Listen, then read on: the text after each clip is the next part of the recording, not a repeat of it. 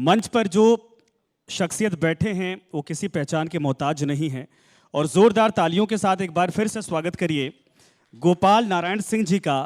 सिर्फ राजनीति ही नहीं बल्कि चिकित्सा के क्षेत्र में बहुत बड़ी भूमिका, बहुत बड़ा योगदान बिहार के लिए है और ये जो कोशिश है ये जाहिर सी बात है कि बिहार को मजबूती प्रदान करती है। सर, पहले समझ नहीं आ रहा कि राजनीति से शुरू करूं या फिर मैं सीधे मेडिकल कॉलेज या यूनिवर्सिटी के योगदान को लेकर शुरू करूं। इन सब में ये है। पहले मैं जी आपके चैनल हेड बिसेन जी को धन्यवाद करना चाहूँगा और एडिटर इन चीफ को जी कि बिहार में पहली बार इस तरह का कॉन्क्लेव का आपने आयोजन किया है।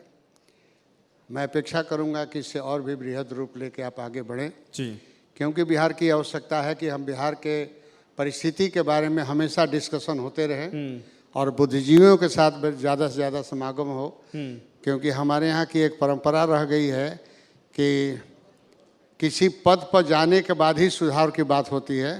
समाज में सुधार की बात की कभी परिकल्पना नहीं होती है। आपने इसको शुरू किया है, इसके लिए आपको धन्यवाद। सर ये आज का मंच ही दरअसल पूरे विकास को लेकर कि बिहार को एक नई दिशा दे, आपका अनुभव है। इसीलिए मैं अब ये जानना चाहूंगा कि बिहार का विकास का रोड मैप क्या होना चाहिए। कोई बहाना देता है कि लैंड लॉक इलाका है, कोई कहता है कि हमारे पास बाढ़ की त्रासदी है, कोई कहता है कि आधी ज़मीन हमारे पास ऐसी है जहाँ पर कुछ उगा ही नहीं सकते और किसान कहते हैं कि भाई हम कुछ उगाते हैं तो उसका हमें ढंग से दाम तक नहीं मिलता है। सरकारें सबकी आई, सबकी गई। देखिए, आपने कॉन्क्लेव का आयोजन 4 विषय पर किया है। शिक्षा,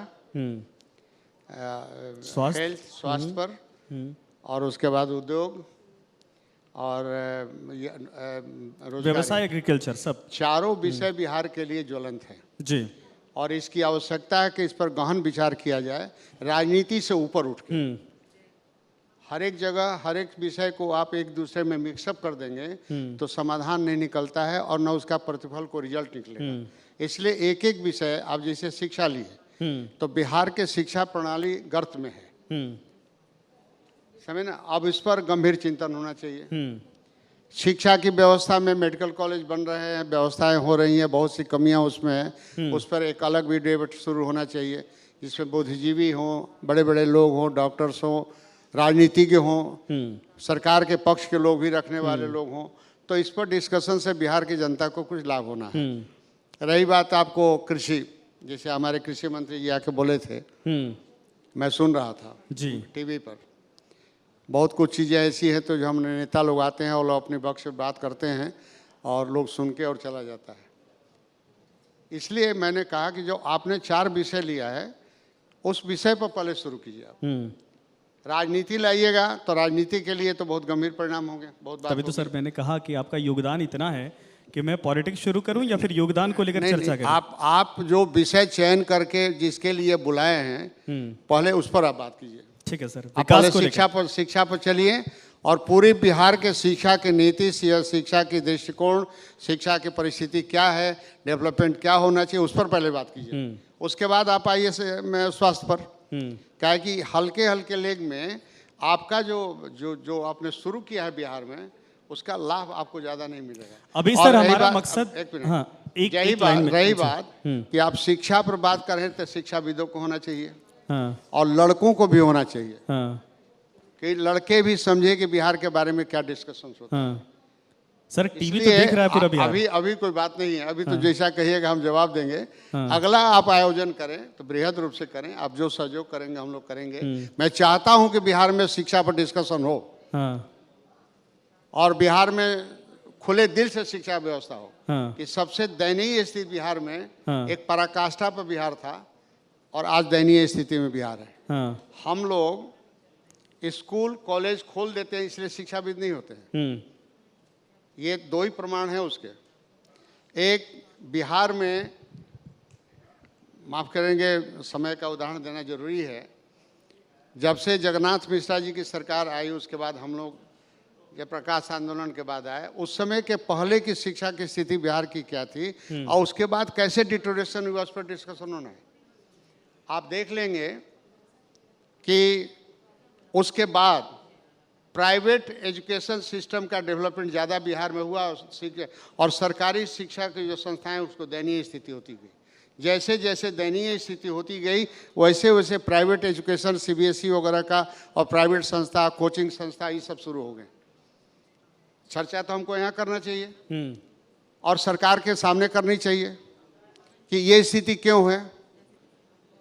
दूसरी चीज कि हमारे मेधावी छात्र हैं, जो दमदार छात्र हैं, वो साधन जुटा के बिहार से बाहर एजुकेशन लेते हैं, क्योंकि बिहार के लड़के दूसरे प्रदेश में जाके डॉक्टर इंजीनियर बनते हैं, आईएएस आईपीएस बनते हैं, जो बिहार में सबसे ज़्यादा है, जो दिल्ली से निकलता है। बिल्कुल। हमारे यहाँ कोई शिक्षण संस्था नहीं है जिस पर कि हम चर्चा करें, उस पर हमारे लड़के रोक, इस पर चर्चा हमको होना चाहिए। क्यों नहीं है? सरकार को कटघरे में खड़ा होना पड़ेगा।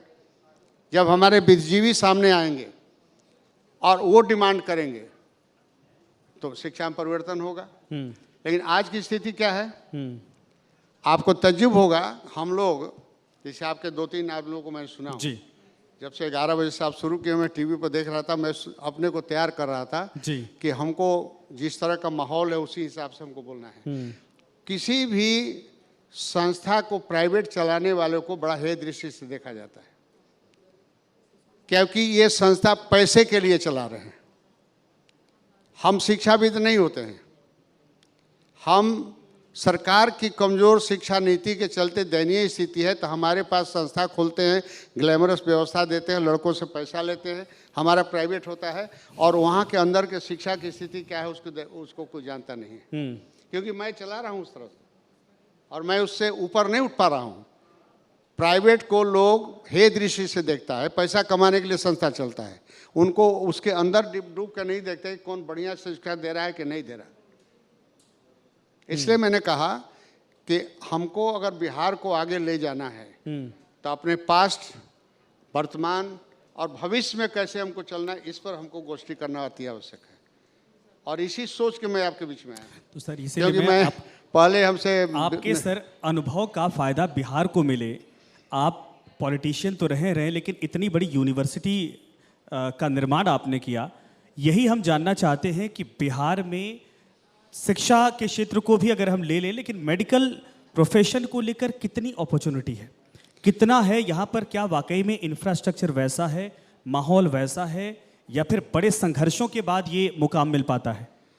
देखिए, बिहार में इतने मेधावी छात्र हैं, अगर उनको सही रास्ता पर लाया जाए जी, तो आज के डेट में 2-4-5 साल के अंदर बिहार देश का सबसे बढ़िया शिक्षा संस्थाओं में डेवलप हो सकता है। इतनी लड़कों में मेधावी है। लेकिन हमारे यहाँ एक ट्रेंड हो गया कि पढ़ने लिखने वाले समर्थ व्यक्ति अपने लड़कों को बाहर अच्छे एजुकेशन भेज देता है। मिडिल क्लास में जो हायर है, थोड़ा सा बेटर उनका इस इकोनॉमी की स्थिति है, तो वो भी बाहर चले जाते हैं। बचते हैं लोअर मिडिल क्लास और लोअर क्लास। उनके लड़के कहाँ जाएं? वो लड़के जाते हैं सरकारी स्कूल में, और सरकारी स्कूल की दयनीय स्थिति है वहाँ, तो और उसकी संख्या सबसे ज़्यादा है। तो ये जब तक हम कैटेगरिक वाइज सोचेंगे नहीं कि हमारे यहाँ शिक्षा व्यवस्था कैसे उसको इम्प्रूव करेंगे, तब तक इस समस्या का समाधान नहीं होगा। इस पर विचार करने वाला कोई नहीं है जी, इस पर कोई विचार करता नहीं है। हम लोग के दिमाग में एक चीज़ बैठा हुआ है। देखिए, आज भी मैं आपके बीच में आया हूँ जी, तो हम आपको कुछ प्रवचन देने के लिए नहीं आया हूँ, मैं शिक्षार्थी बन के आया हूँ। मैं सोचा था कि इसमें भी कुछ लोग ऐसे ऐसे होंगे जो नई नई चीज़ बताएंगे जो हम ग्रहण करेंगे। अब हमको क्या समस्या फील करना पड़ता है, मैंने चाहा है बिहार में कोई आके कैंपस में देख सकता है कि हम नेशनल स्तर का अपने लड़कों का एजुकेशन दूं। लेकिन बाधक कहाँ होता, कौन होता है? बाधक होते हैं सबसे पहले हमारे यहाँ के गार्जियन। कि लड़कों के दिमाग में ये भरा हुआ है कि हमारा लड़का बढ़िया संस्था में जाएगा तो उसको डिग्री मिल जाएगी तो बढ़िया एम्प्लॉयमेंट मिल जाएगा। इससे ज़्यादा उनकी सोच नहीं है। लड़कों के दिमाग में है कि हमको पढ़ना नहीं है, बढ़िया संस्था से हमको डिग्री मिल जाए। पढ़ने पर नहीं है। क्यों? कारण बता रहा हूँ आपसे कि हम झेल रहे हैं कि हमारे यहाँ लगातार 4 साल से संघर्ष हो रहा है कि मैंने रिस्ट्रिक्शन लगाया है अपने कॉलेज में, आप कोई भी आके देख सकता है कि 85 एफिडेविट लेते हैं कि फिर 85% अटेंडेंस से कम हुआ, आपको किसी कीमत पर हम सेंटअप नहीं होने देंगे। तजुब कीजिएगा आप, 70 तक तो हम लोग 75 तक रखते हैं बीच में टाइट करने के लिए। लड़कों का नंबर कम हो जाता है तो उसके गार्जियन पर भी करने पहुंचते हैं। आपके बड़े बड़े लोगों से, मिनिस्टर लोगों से पैरवी होता है कि जरा इसको देख लीजिए, नंबर कम है, अलाउ करा दीजिए।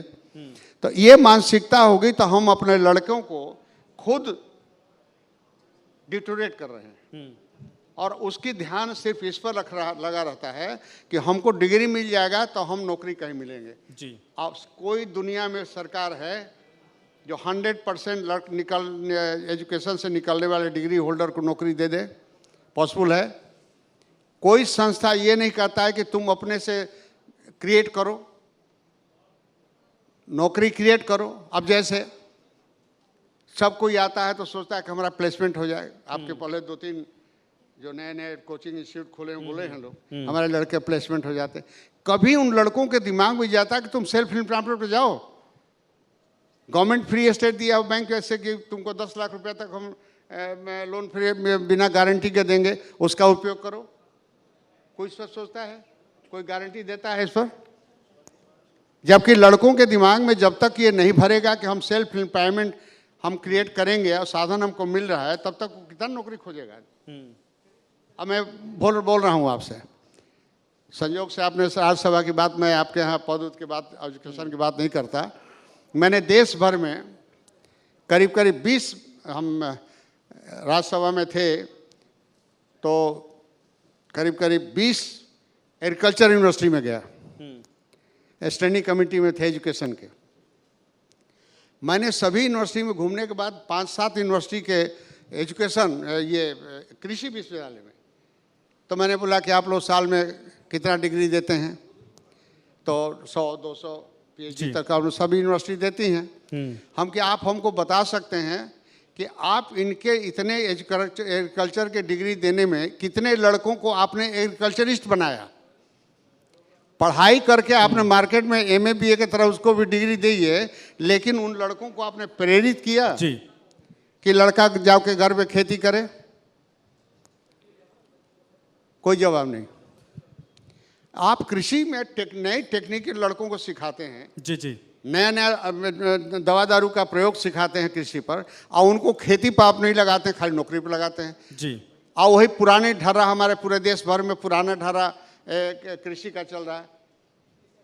इसलिए ये जो परिस्थितियां हैं, इसको बदलना होगा, इस पर थोड़ा चेक करना होगा। इसलिए मैंने आपको बिल्कुल सर, और इसीलिए मैंने शुरुआत किया। हाँ। और शुरुआत किया तो इसको भी अंत तक पहुंचाइए, इसके लिए बिल्कुल। मैं आपको धन्यवाद। और जैसा आपने कहा कि अलग अलग सेक्टर या अलग अलग जो 4 पॉइंट्स हमारे हैं, उनको लेकर भी हमने पूरी तैयारी की है। आने वाले वक्त में अलग अलग सेगमेंट, एक एक विषय पकड़कर हम ये प्रोग्राम करेंगे, और मैं उम्मीद करूंगा कि आपका अनुभव वहां पर भी हमें मिलेगा, ताकि बिहार के युवा पीढ़ी, बच्चे, सबको इसका फायदा मिल सके। सर धन्यवाद आपका समय देने के लिए।